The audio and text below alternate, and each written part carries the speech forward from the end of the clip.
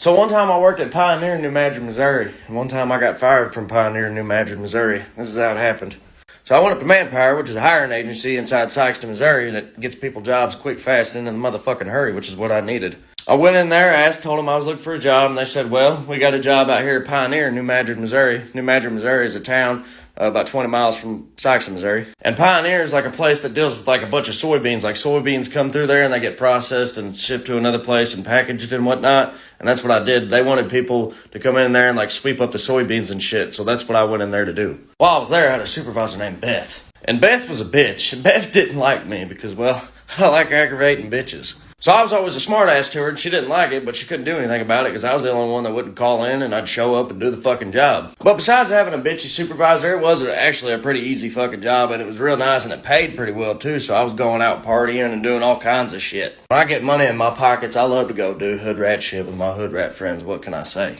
Well, one night I decided to go to the bar, and I had to work the next morning, so I decided I was just going to have a few drinks and a few social interactions, and that was it. Go home and tuck my ass in and get ready for work in the morning.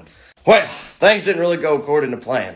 About a dozen shots and several dozen beers later, I was trying to go home with every bitch that was over 250 fucking pounds. Not saying there's anything wrong with going home with big ladies. I'm just saying when I'm drunk, that's the only type of women that want to fuck me, desperate big ladies. And me and that big old girl had a hot, steamy, passionable night of drinking and skin smacking. Stayed up all night doing it because I took an Adderall, so I had all the energy in the world, and, well, that gave me the confidence to go into work on no sleep drinking. While I was at work, the Adderall didn't last as long as I needed it to, so I ended up falling asleep in the basement. While I was booze snoozing, I got caught by the work snitch. Luckily, Beth wasn't there that weekend, thank God, because I would have hated to get fired by a woman. He was basically like, yeah, man, you gotta go home, can't be sleeping on the job, partner. They took a picture of me before they woke me up, and they still won't send me the picture, which really pisses me off. But anyway, they woke me up, and I tried to stand up and act like nothing was going on, but my leg was asleep, so I kept falling down, and that just made everything worse. When I finally did get my feet about me and I was able to stand on my own two legs, I just looked at him, and I had the balls to say, I'm like, look, man,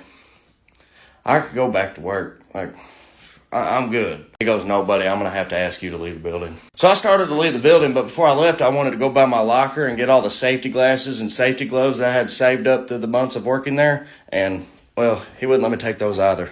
He looks at me and he goes, when you get fired from here, you don't get to take company property with you. Now, I'm going to have to ask you again, sir.